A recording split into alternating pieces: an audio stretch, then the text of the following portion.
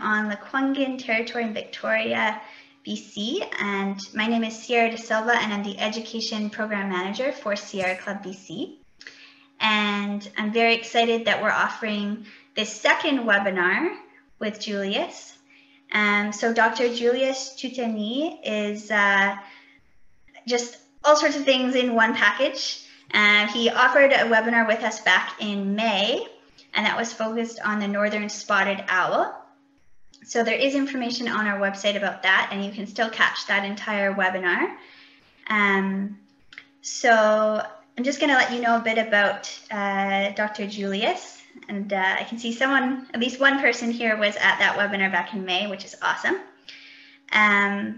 So Dr. Julius Chutoni is a Vancouver-based scientific illustrator and natural history fine artist with a scientific background.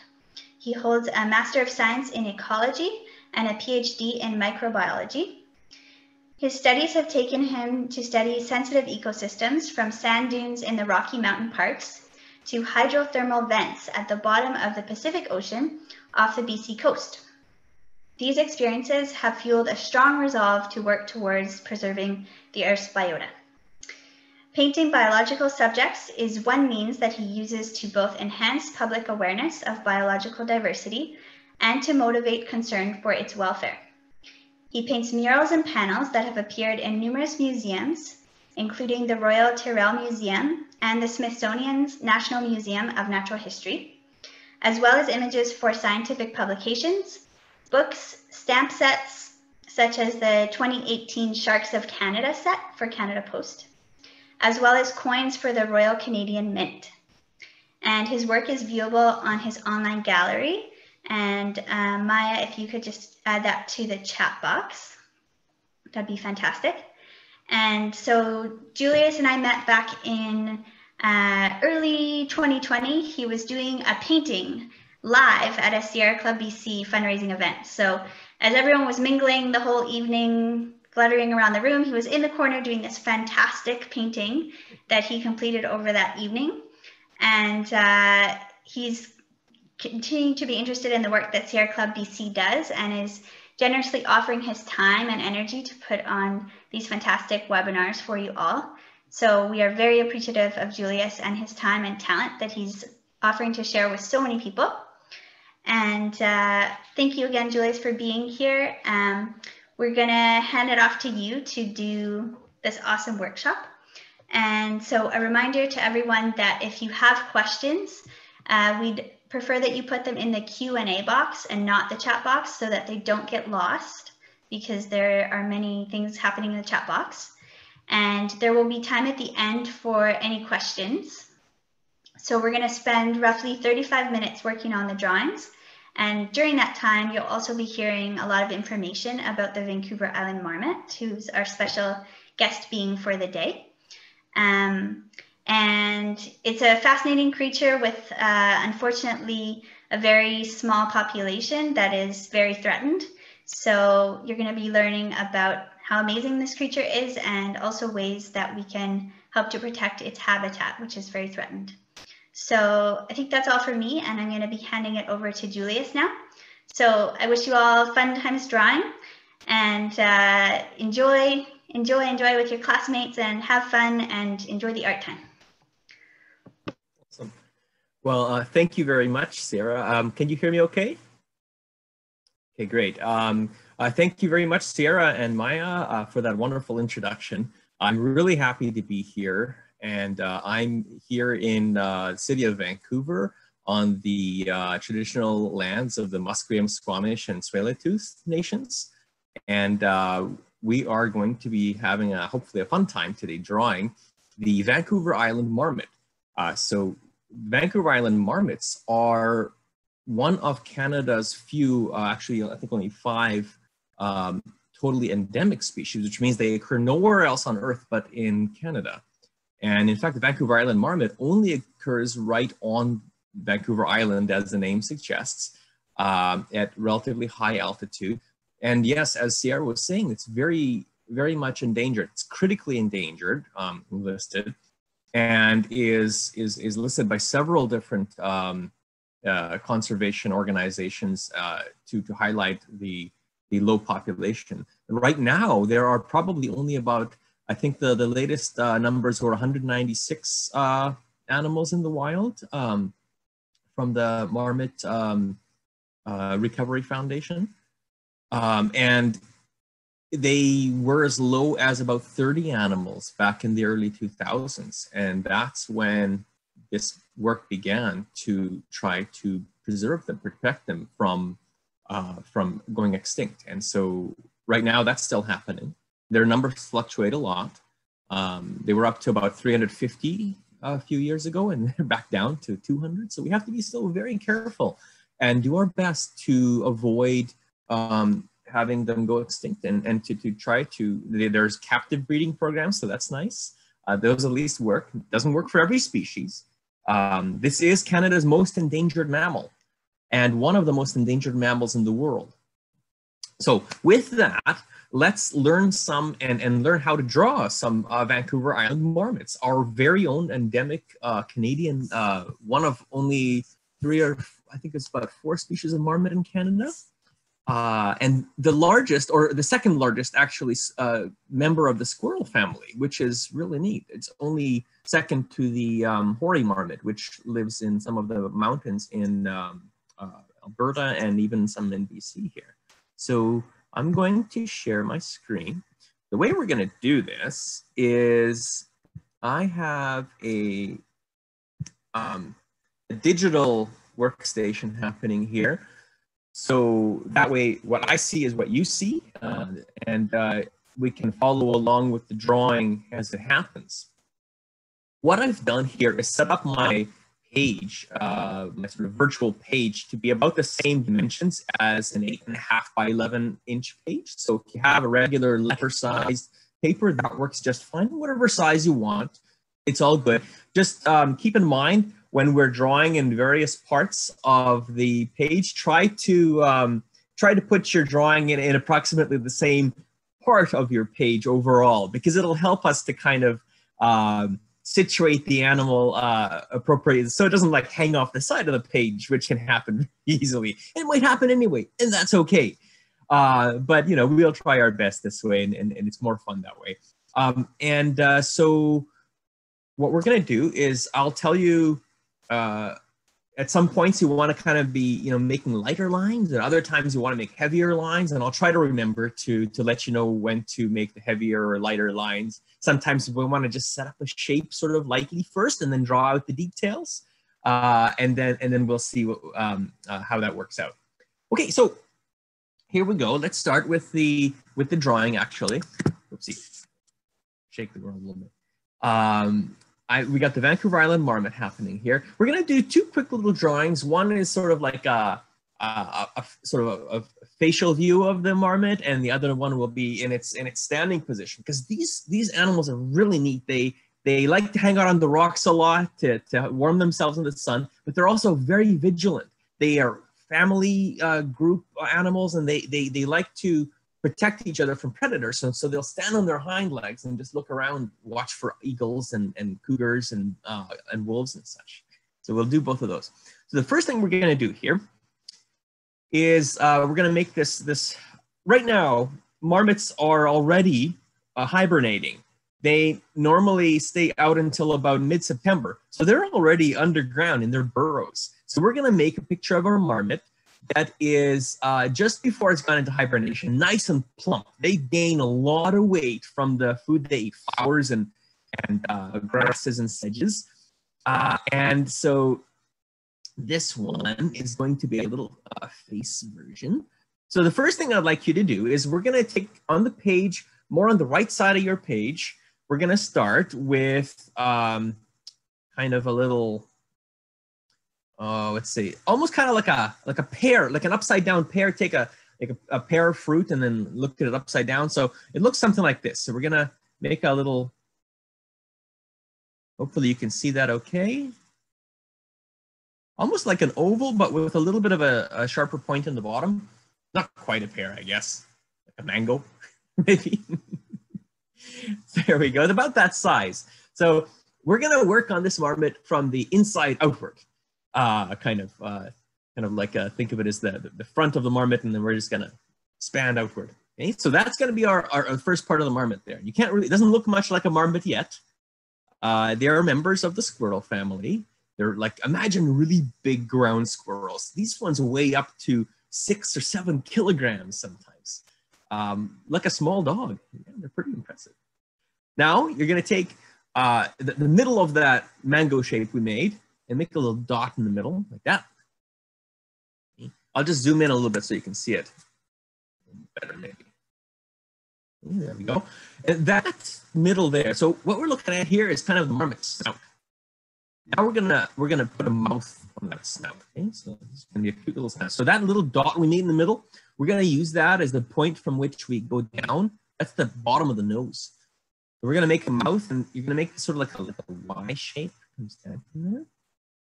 Think of like if you have a kitty cat or a dog, you know how they have their nose and that little lips kind of split on top there. That's what we're looking at here. It's that, and then there's a little inside of the mouth, kind of like this. There's a little tiny little gap here, right? And then there's even a little lip visible like that. Okay, so there's our mouth and the marmot's snout. It's missing its nose, so maybe we should give it a nose so it can sniff.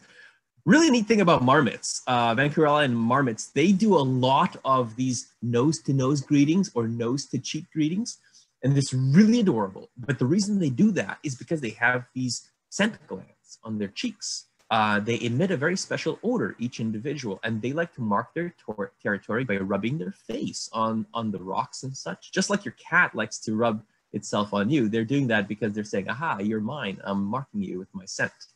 Marmots like to do that too, and then they also like to kind of sniff each other and recognize each other using those cheek smells.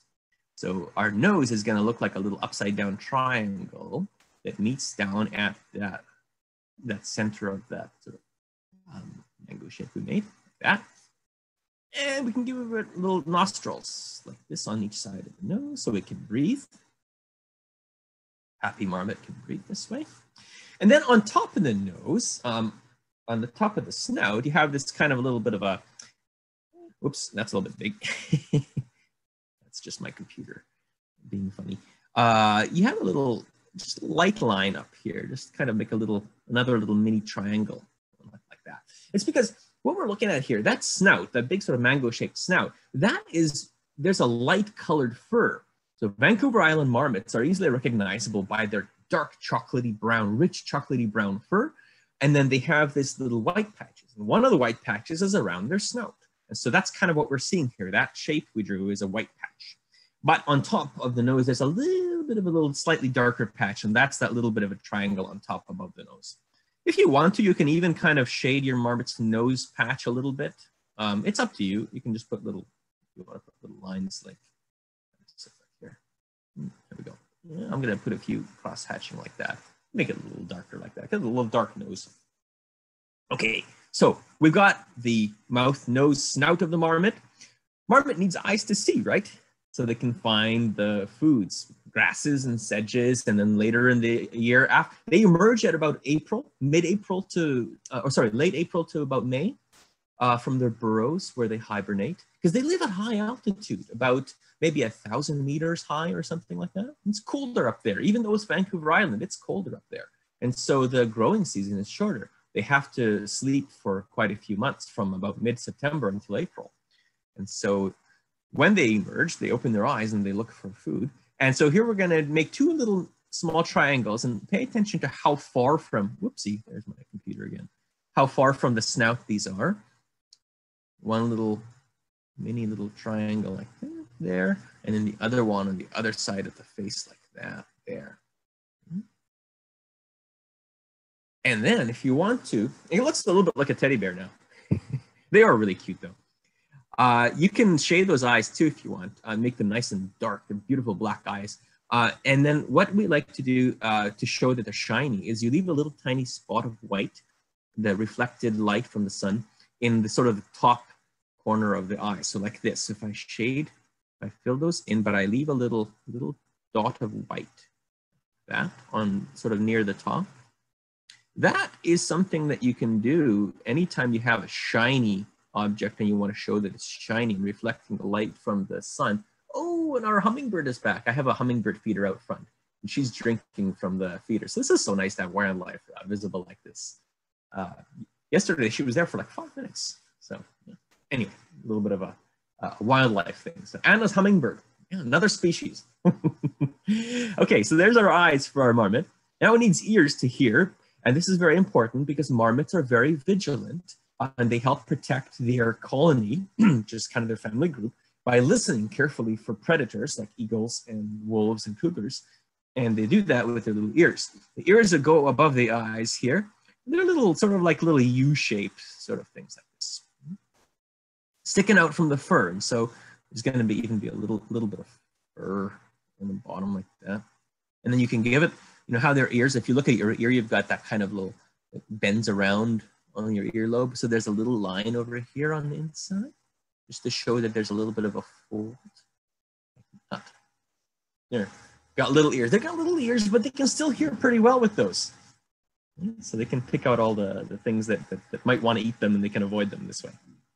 So now we want to be able to add some face, define to the head, a little definition to the face. It's amazing how cute it looks just right now, even without the outline of the whole face. It doesn't take much. These marmots, really, the proportions of the face, they're just set up so adorably. I've seen hoary marmots. I've got to see those ones in the wild in the Whiskers, which is a mountain in Jasper, named after them because marmots, including Vancouver Island marmots, tend to whistle when they call out and warn each other of predators being around. Mm-hmm. The Vancouver Island marmot is really neat because it's got 5 different vocalizations, 2 short whistle other ones. And so the highest number of vocalization types or voice types of any marmot species in Canada. And so they have different calls for an aerial predator, like a hawk or an eagle, and different ones for like one on land, like a wolf. And so they can tell each other where to look for danger. And the mountain, Whistler, in north of Vancouver, for example, was named after the sound that marmots make, so because of whistling. And they actually used to call it London Mountain before that.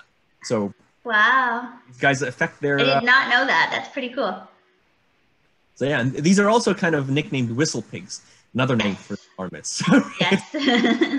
Kind of a cute name, so you can think we're drawing whistle pigs today. So we're going to make a little forehead between the ears like this.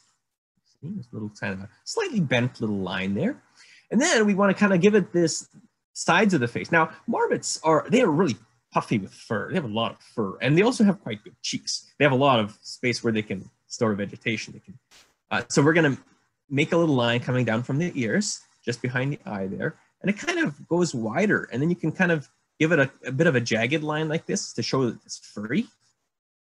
So these big cheeks. That's the idea here. And then the other side kind of comes out, and again, a little bit jaggedy line for there. Another nice big cheeks. Looks a bit like a gopher. Well, they are both rodents. Gophers and marmots, they're both rodents. And so, in fact, they're all in the same sort of group, ground squirrels. And so that's why they look similar, except these ones are much bigger. Okay, now we also want to give our marmot a neck, kind of, or sort of the neck area. Again, a lot of fur. So we're building our marmot from the inside out, or from the front outward, right? So here we go. We're going to go again to the base of those ears. You're going to make kind of a bigger, slightly bigger loop, almost like a circle around, down about that far. And then down from the other ear. Same, whoops, got a little dot there. Same way, the other side comes down. And so this marmot is just before it goes into hibernation. It's had a lot of time to build up its fat reserves. They can vary. They can lose about 30% of their weight in the burrows in hibernation in the winter. So they have to make sure they're really plump before they go into sleep. And so that's why this marmot is nice and fat just before it went to hibernation in September. Okay, so now we need some legs for this marmot to stand on. So we're going to put the front legs in. We're looking at this from the front. This marmot is kind of crouched down on a nice warm rock, and so its legs are just under it like this. And so you go to the side of that nice little sort of thick neck you drew, and just draw lines down like this, one on one side. This will show its sort of front legs. And on the other side, a mirror image coming down from the side of the body, or that big puffy neck we drew, just like that far about. We got two little scrunched up little front legs sort of underneath the marmot's body. Now, their feet are really cute. We're gonna put little feet, front feet on it. So they have 5 fingers, just like us, and each finger has a little claw on it. And these are great because they can then use it to climb on rocks and on the hillsides and so on, because they live on pretty steep places. And if you look at some of the pictures of where Vancouver Island marmots live, it's very hilly. They like rock outcrops and a patchwork of sort of open vegetation, sort of near trees, but not in the trees. They need space so they can make sure that they're safe. They need soil that's deep enough that they can dig into, deeply underneath, up to 1 meter below the surface, so that they're warm enough. They're under the frost line in the winter, so they can stay warm in their hibernation. They need nice claws so they can dig really quickly. They're very adept diggers. So we're gonna make little feet for our marmot. You're gonna make sort of 5 little roundy, ovally circle things at the bottom of those legs there. So, oopsie, not like that's a big dot. My computer does sometimes. Like this, sort of, there's 1.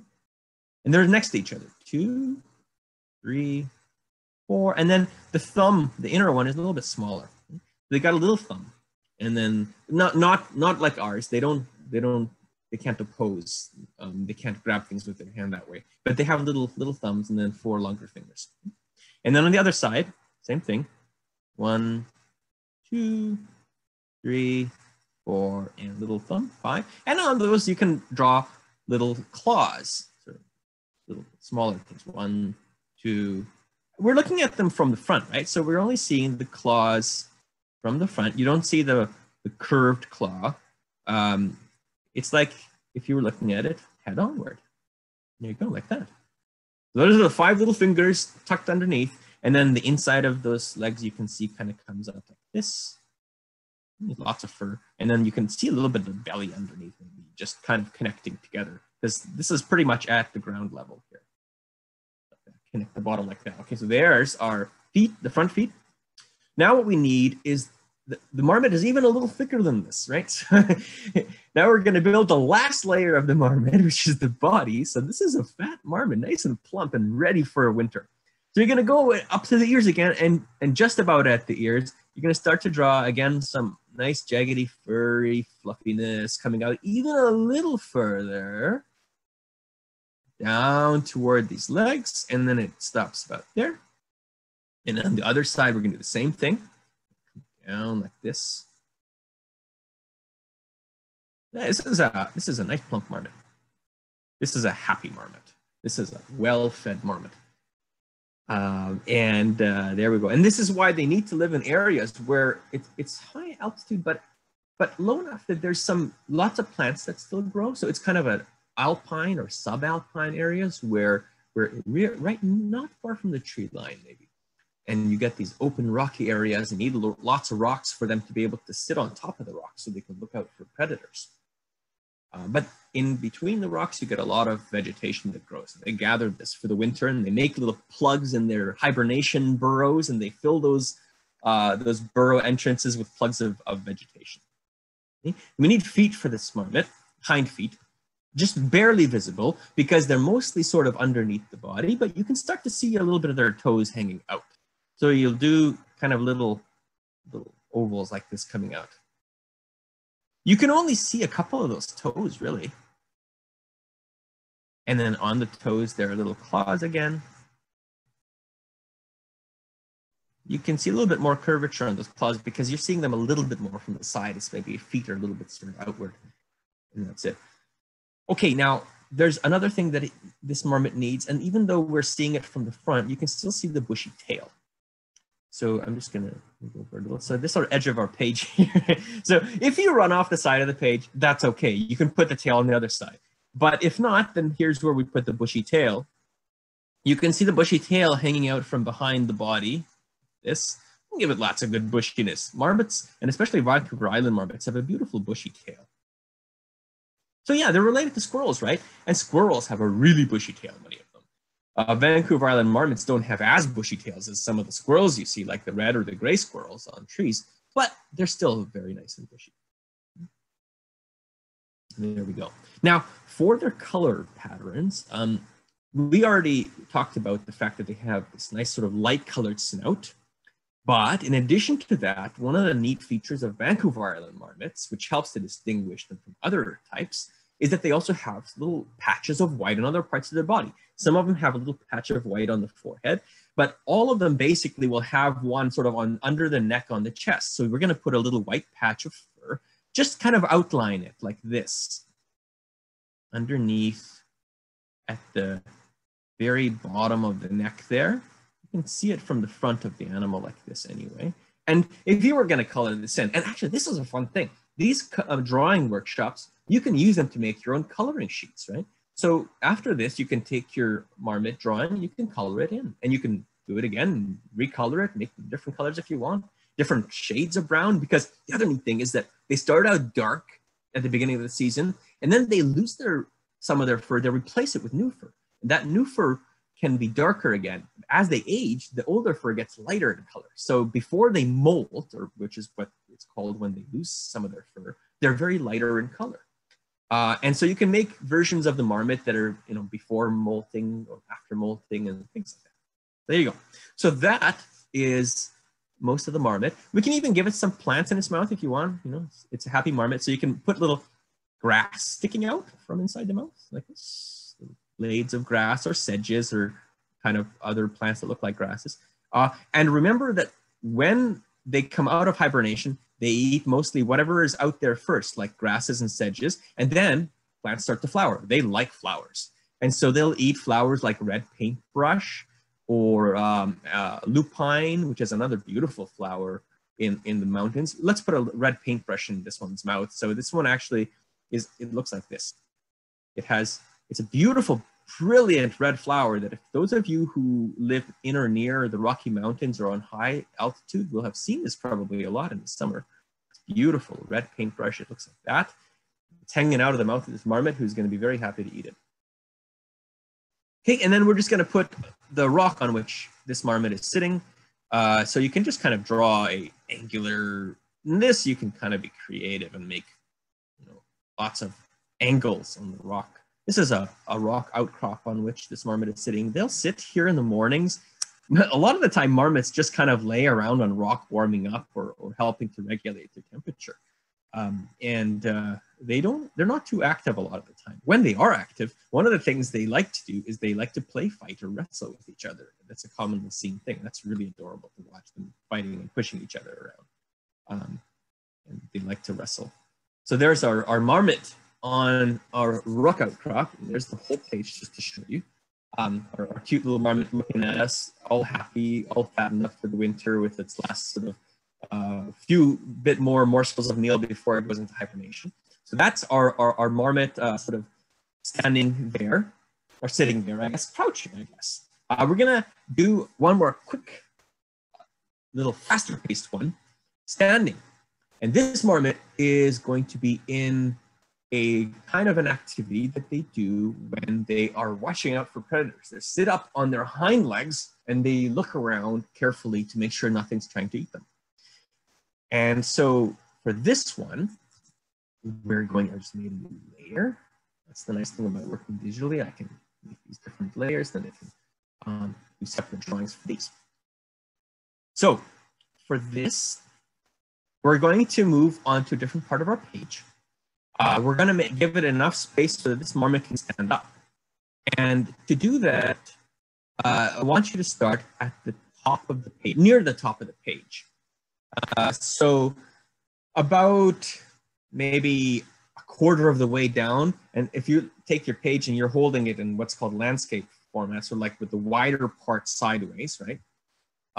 It doesn't matter which way, as long as you put this nearish to the top. So the first thing that we're going to do is we're going to make kind of almost like if you were to take a loaf of bread and you were to cut a slice of bread, it's almost like the shape of a slice of bread. It's a smaller shape. Kind of looks like this. Thing is, it's got kind of like 5 sides, almost like a muffin in cross section, almost. But imagine a muffin that doesn't have much of a muffin top. It's like you kind of chewed off the sides that hang over. It has kind of 5 sides, I guess, sort of. And that's about how big it should be. And this is important because we're going to make the rest of the marmot around it. And that way we don't, again, hang off the page. But, if it does, that's okay. You can always make parts of it and shrink out various other parts. So that is actually, we're going to do this again. We're doing the snout first here again. That's the snout. It doesn't look much like a snout, and it's going to look different from this one. We need a nose for that marmot. And I'm going to zoom in a little bit now so it's clearer for you. Even a little bit further. So you got the size of that, and we're going to make a little nose, and this is going to be off to one side, and I'll show you why. So the nose comes like this. This marmot is going to be looking to one side. It's going to be looking to our right. It's left. And so it's looking off to one side to see if there's anything that's flying there, for example. So its nose is from the side, and so is its snout. That snout that we drew is that white patch again, one of the white patches. It's a nice white, or kind of a lightish color. It's a grayish, creamish color, I guess, more. Whitish, grayish, creamish, sort of, so light color. Now we need to embellish the snout a little bit. So remember how I said that, remember your kitty cat or your doggy, if you have one, has that little split upper lip that kind of comes down. We're gonna draw that line kind of like we drew on the other marmot. It comes down from the nose, but this is looking from the side, so we're only seeing part of it. It goes like this, comes down like that. Okay, so again, imagine that snout that we drew on the first one is turned to the side, and we're seeing it almost right from the side. We need a little chin that comes under that. Marmots don't have much of a chin, a really small chin. Looks like this. Make a little triangle like that. Very small, and you can even add a little bit extra bit of the mouth hanging off to just a little bit low like that. There we go. Now we can see the forehead from the side in this case. So this is a profile, that's what we're going to call it. So you go up from the top of that snout, you go backward like this, and there's a wee bit of a tiny change in direction over there. It's up to the top like that. And then you can even draw a few little jaggedy fur lines like that. So now we're starting to see the forehead of the marmot. Snout, chin, mouth, nose, and forehead. Now we're going to put the eye in place, and that'll help us to kind of start to understand how this face is shaped. About halfway up that forehead, you're going to make this eye that, in this case, is from the side. So you're going to make it like a lemon shape. Kind of a lemon-shaped eye. Not too big. That. And again, if you want to, you can fill it and make it nice and black. But again, remember, to make it look reflective, you just make leave a little dot of white near the top. Maybe a little bit to the right of the top, like this. You can just fill in the rest of it. There. Marmot eye. Again, we have the ear, and now the ear is from the side, so it's going to be near the top, the back of the head, very near the top of the head, and it's going to be a shape like this, just a little, kind of a little roundy shape like that. It's not tall, it's more rounded. If you've seen squirrels' ears, it's very much like that. And again, there's this little fold here in front of the ear like that. It's small, but it's pretty powerful. You can hear things from a long way off, and they communicate with each other. They got to hear each other when they make their whistling sounds. These little whistle pigs, as they're also called, as we mentioned. So now the rest of the head goes like this. Go down from the chin and make a little line that curves like this. So this is going to be, it's fur. You can make a little bit of a jagged line. Remember, these are very puffy, fluffy animals. And then at the back of the head, goes down like this. Again, make a jagged line like this, or just make a line out of little strokes like this. You can even do. It makes it look more furry this way instead of making it just a smooth line. It's more fun like that. See the shape, how it comes down like that? It's sort of a little bit curved, but then there's a wee bit of a kind of a shoulder, I guess, right around there. There's that little bit of a that spot there, it kind of bulges out a little bit. So a little bit of a shoulder. I'm going to zoom out a bit. Let's see that more clearly. And actually, I'm going to zoom out the full size page so you can see where it is on the page. You see, we've come down to nearly halfway into the page, but not quite yet. Our marmot needs arms. Now, this is a standing marmot, so its arms, oh, sorry, one last thing before we get to the arms. I wanted to put in a little bit of facial fur. Marmots have certain kinds of special facial fur that we can have fun with. For one thing, under the eye, there's a little bit of the cheek. They have these big cheeks, right? So you can kind of show that some of the way by making a little lines for comes up towards the ear like that. There's a little bit of the face comes out, so that's a little bit of stuff that happens there. And then the cheeks kind of down here, like that, little lines. And also remember, our marmot has whiskers. Okay, so that's actually one thing that I forgot to mention on the other marmot that we drew, but that's okay. You can always add it in afterward. These guys are really cute, and they have these, on the light colored snout, they've got these dark little whisker spots where the whiskers come out of the regions where they originate. And so you're gonna draw these little dots on the snout that go in rows like this. And these are, like on cats and dogs, it's a bit of a big dot. There are these little dark patches where the whiskers come out of. The marmots have them too. You can even draw in a couple of whiskers coming backward from them. You don't have to make too many. Also, they've got these beautiful little eyebrows. Now, marmots, cats, and dogs also, their eyebrows are funny. They have little individual little hair sticking out. They're not thick eyebrows like us. So you have just a couple of hairs coming up from like that. And look, that's actually the eyebrow.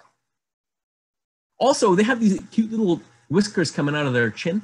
So a few longer furs, and these are really good for sensing things, right? So they're very sensitive, kind of like work like whiskers, maybe not that long, but close. They're very fine, but you can still see them. So they've got little whiskers there. Okay, so there we go. So we've got a little fur on the marmot's face to give it a bit of character. Now, as I mentioned, we'll want some arms. So the arms of this marmot, we're looking at this marmot, so its head is to the side. We're gonna see its belly part of the way. So it's actually turned 3/4 of the way, sort of halfway from front to side to us. So just keep that in mind as we draw this. So one arm will come down from where we drew the line coming down from its chin. We'll continue that line a little bit down to make this kind of a loopy shape that comes down like this. Like that. You can actually also add, a bit of a jagged line of fur afterwards if you want. Add little lines for the fur because it's furry. These are furry arms. It's amazing how much of their arms their fur covers that makes their arms look much fatter and thicker than they are. The other arm is going to come down like this. So another sort of a U shape. The marmot's other arm. We don't have the hands on it yet, so it looks like it has mittens. We'll see in a second. It'll be complete, but little U shape like that. Okay? They're really cute. They're so fluffy. They remind me of my dog. Sierra and Maya had the chance to see my dog show up earlier on the sofa next to me. He's sleeping. Very right cute little fluffy thing. he's very marmot-like. He's very fluffy. He's white and with some cream patches and stuff, and he's very fluffy. So I have good visual reference to use for fluffiness. Normally, he's not here now, unfortunately. I would introduce you otherwise. Anyway, so we want to have hands on our marmot too. They have the cutest hands. So for that, go to the ends of these arms, and now we can see more of the hands than we drew in the previous one. So on one of them, we start and make a little outline that looks like this. Whoops, that's a big thick line there. Again, the computer does funny things sometimes. Excuse that. Just kind of draw, maybe even, oh wow, it's giving me trouble. Maybe even like a dotted line sort of thing, just to finish that up like that. And then we can add little details. I'm gonna zoom in here so that you can see it better. So it has 5 fingers, remember? So we're gonna make this into 5 little fingers. And these fingers are funny because they kind of have a little bend on the top. So each of the fingers has a little bit of a knuckle like that. So there's 1, 2, 3, 4, And the little thumbs, 5. And then each of these also has a little claw, right? So the thumb's claw is here. So now we can see them from the side more. So you can see that they're longer and curved. 2, 3, 4, and 5. And then underneath the fingers, they have a little rounded, really cute little fingers, a little rounded bit under each claw. Yeah. It's a marmot hand. On the other hand, we're seeing it a little bit more from above. So again, we'll draw this outline of the hand overall, kind of a U shape like that, divided into 5 fingers. So there's a little thumb, 2, 3, 4, tips on this, and 5. Okay. 5 little fingers. And then each of these again has a claw for digging, really good for digging. 1, thumb, 2, and we're seeing them from above the hand, so they're less curved, right? You're seeing them from the top mostly, and 5. Long claws. They're great for digging and for running around on the sides of hills and on rock outcrops, so they can scramble pretty quickly if they need to. That is our marmot's hands. I'll zoom out. There we go. Okay, our marmot is coming along. Now the body. This is where we'll see the rest of it kind of standing. So bear with me. There's going to be a funny little shape here. It comes down from that one hand. You'll understand in a second why it has to be shaped like this. But it comes down like this. You can make it jaggedy, like it's furry. And then it kind of turns in like this. Like I said, bear with me. This is like this because we're going to put the other leg here, but just we're setting it up. And then the back, from under that shoulder, we're going to come down, and its back kind of curves a little bit inward like this, not too much, a little bit. It's standing up and it's kind of arching its back to get a good view of its surroundings. Okay, so that's kind of the main body. It's standing up on its hind legs. Though we need hind legs, right? So it can stand on the rock. So here we go. We're going to put the hind legs in place. One leg on our right, on its left. The reason why we made this dent on the body is because that's where the furry hind leg comes out of the body like that. So you're going to complete this like that.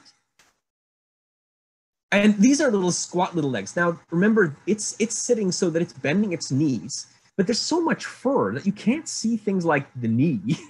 it's like these little rounded little bulges of legs squashed underneath the body of this cute little animal. And there's just so much fur, you can't see the detail of the legs. They're just these little rounded things like that. Okay. And again, because it's sitting on its legs and they're bent at the knee, they look short. And they're not very long anyway, compared to they're similar length to the front legs. They're just kind of bent here. But we need feet for the hind legs, right? We'll put the feet in. I'm going to zoom in so you can see the feet. Once more. Okay. So here, again, think of these have 5 toes. So we're going to start with the leg that's closer to us on our left or its right. And these are a little bit longer toes now. Remember how each of the toes has this little bit of a knuckle on top. So we're going to do this. We're going to draw 1 toe, 2 toes, 3, 4, and 5. And then, so that's just the tops of the toes. Then the claw. 1 claw here, 2, 3, 4, and 5. And then the little toes on the bottom side, the little rounded bits. Just 1 there, 2, 3, 4, and 5. And then you can finish the foot at the bottom underneath like this, sitting on its foot. And then the other foot on the other side. So it's similar, but now because it's facing kind of halfway toward us and halfway to the side, maybe you can't see one of the toes. It's hidden behind it. So you can, put like 4 toes on this side. This is one of the things. And you can even just, if you want to make the outline of the foot, make it fast like that. And then you can just put the toes in place. Just show even 4 of them here. and then the claws coming out of the toes. Yeah. The other toe is behind on the far side, so that's why we can't see it. Okay, and we'll just complete the foot here, and then the body rests on the bottom like that. Okay, and there's one more part of the marmot that we don't see here, is the tail. Remember that bushy tail? So I'm going to zoom out, and we need that bushy tail, and it'll be like this. The bottom of the body here, where it's resting on the rock, so it comes out, and it's really nice and bushy. So feel free to give it nice bushiness. It must be really soft. Beautiful tail. It's not huge compared to a squirrel's tail, but it's, you know, even a little longer than that. Close to that, about like that. It's bushy. Okay, there's our marmot. Now remember, we had these neat color patterns that make it recognizable. So we have just those last bits that we're adding here, white patches. So there's already the chin. There's a white patch here on the throat. There's a bigger sort of patch on the chest. So they have different amounts of white. They vary from one individual to the other. This was actually sort of heart-shaped. So okay, there we go. We've got a heart-shaped chest patch. And then there are little patches of white on the belly. And we didn't see those in the other one because it hid its belly. But we can put little stripes and spots of white on the belly, like that, basically. And then there's our marmot. We can put the rock under it again. Just kind of little angled, jaggedy lines for the rock extending on a rock outcrop like that. And then if you wanted to add plants, you can add plants, add some grass around it maybe. Right? And then you can also, if you wanted to add some flowers, remember we had the nice red paintbrush. There's one growing out of the side here with you can't see the red, but you can color it in afterwards. There's that really nice sort of different flowers in what's called an inflorescence. It's a group of flowers on a plant that they grow as a cluster. And then there's also another plant that it likes to eat the flowers of, is the lupine. And so you have these leaves, and then it comes up, and then there's this sort of triangular shaped group of flowers on, again, this thing called an inflorescence, which is a tall sort of a flower spike. Anyway, that's kind of how it is. But anyway, that is our marmot, two versions of our marmot, one standing, one kind of crouching on a rock, one of them having a nice little fancy meal before it goes into hibernation, and one of them watching out for predators. And the thing is that it's important where they live. They live in high altitude. They have to look for predators. And part of the reason why they think there's so few of them is because predators are still a danger to them. And it's because we have moved onto the island and have done a lot of our activities on the island in its habitat that we've sort of disturbed their normal populations, where if, let's say, we remove some of the trees from high altitude regions, that suddenly creates these nice open areas for them. So they move in, but then the trees grow back in these areas where they would normally live after the clear cut. And those marmots are no longer in a place where they can look out for predators. And so those places where they set up their colonies are not safe anymore, which means that these are not stable populations, and then they get hunted by eagles and wolves and cougars. And so they set up a colony that can't survive for long. This is one of the problems. So if they need stable places where rocks are gonna remain open, the trees are already not many. It's near the tree line, and these are stable locations where trees don't grow back. That's why clear cuts in some of their habitat are actually harmful, because they can set up a camp there, but they can't last there. Also, areas that are removed, forests removed between them, because these marmots disperse to other mountains, they have to move through areas where they can then be seen by predators more easily during their walk. And that can also be dangerous for them. So having forest when they're moving around is actually helpful for them. If we remove those forests, that can make them susceptible to predators. Anyway, there we go. That's our marmot drawing and our marmot habitat a little bit as well. Wonderful. Thank you so much, Julius. My pleasure. And as Julius was saying, logging is a big threat to the marmot. Industrial practices in logging done by humans. They threaten that habitat, and it means that, as Julius said, there are other predators who can more easily hunt the marmot. So I know a lot of classes are on here. I think there's about 29 different classes at least on here, which is incredible. Nice. And someone even said they're in Berlin, and I'm wondering if that's all the way over in Germany, if it's that Berlin. Wow. People all over the country, and apparently other ones as well. And I mean, for me, one of the reasons why this species is so fascinating is actually a memory I had when I was in school. And so I moved to Canada when I was in grade 7. And there was a girl in my class who was very, very passionate about the environment. And she had a petition going. And we didn't have online petitions back then. It was a good old paper petition. Right. And she was she was trying to have people recognize how endangered the Vancouver Island marmot was. And that was in 2002, when the species was kind of at an all-time low of only about 30 marmots. And so it makes me really happy that now the population is estimated at about 200. So it gives me hope that awareness is helping raise the profile of this amazing species. But at the same time, 200 individuals is not many at all. And logging on Vancouver Island still continues at a very, very fast rate.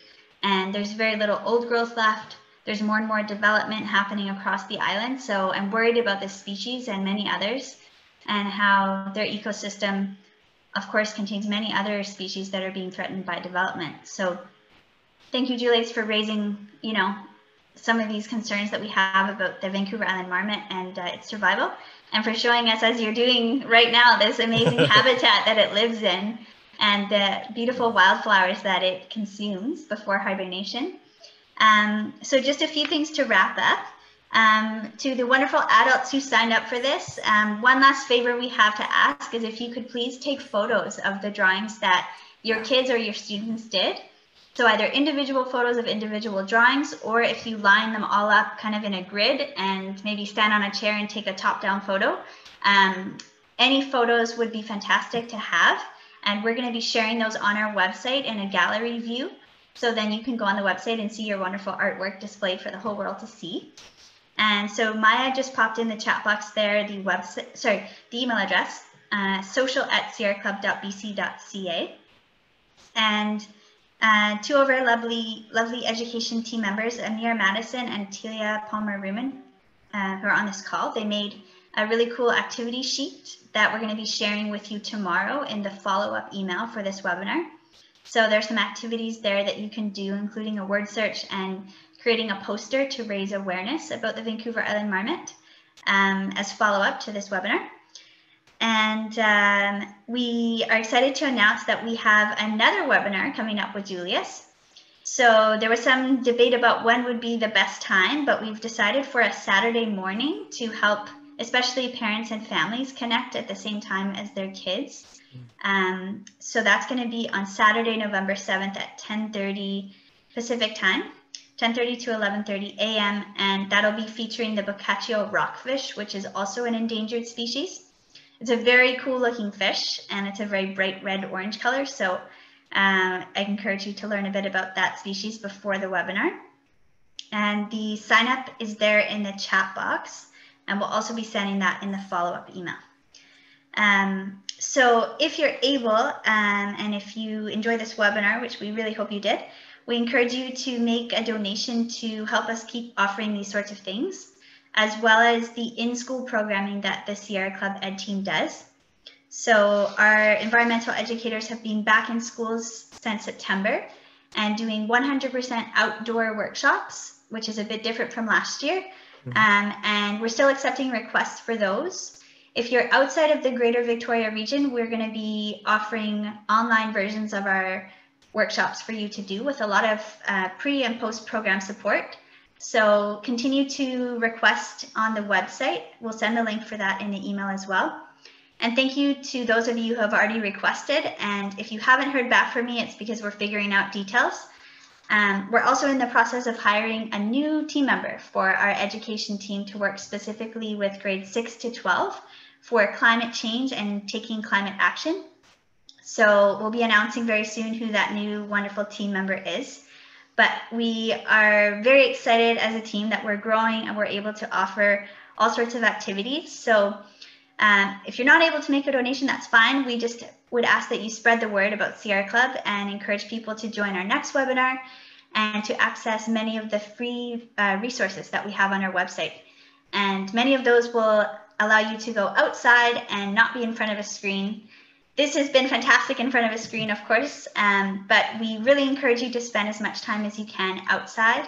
It's the safest place to be right now with COVID-19, but being outside is just such a fantastic, natural place to be, and it's a place that, you know, I think everyone should be spending more time, adults and kids, for just so many reasons that make us feel really connected and grounded to where we are, and observing the changing seasons, observing all the amazing species that surround us that we're so lucky to have as our neighbors and our friends around us every day. So again, thank you so much everyone for joining us and for taking time out of your day. Please remember to take photos before kids take drawings home, for example, and we'd love to see the photos of your works. And I see all sorts of comments here in the chat box. Thank you, thank you, thank you, everyone. Julius or Maya, is there anything you want to add? I just thank you so much to everybody for joining in on this. It's really gratifying to me to be able to see so much interest for these wonderful species that we can have fun drawing, and really to you kids out there, this is wonderful to see. I am just so happy to see everybody who's interested in this. You're our future, and anybody who is interested in these amazing creatures, you're gonna have so much opportunity to help keep them around forever, as long as we are, and that means everything to me. So thank you. Yeah, and we just had a question in the chat box. Did you paint the backdrop behind you, Julius? Oh, sorry. No. This was an artist who lived here in BC, actually. He did some beautiful work and such. But yeah, right. No, it's a really nice backdrop. So we have artwork from various artists on our walls, and so it's kind of nice to have it, to live around here where we have so many local artists doing beautiful work. So fantastic. Someone just asked if we can see the drawing one more time. So Julius, maybe you could put your screen share back on. For sure. Here it is. Yeah. You see that? Wonderful. There it is. Thanks to everyone who's been putting thank yous in the chat box. I wish I could see all of your wonderful, beautiful faces, but the way the webinar works, we can't see your faces. So we'll just imagine your smiling faces and all your beautiful artwork. And we're very excited to see the photos, if you can take any photos of your beautiful work. And to the class in Whistler, I'm wondering if you knew that Whistler is called Whistler because of the marmot. I didn't, so I learned that today. And so much to learn every day. Absolutely. And we hope you had fun, and we look forward to seeing you on Saturday, November 7th at 10:30 to learn how to draw the Boccaccio rockfish. Yay. Take care, everyone. Thanks, everyone. Have a great day.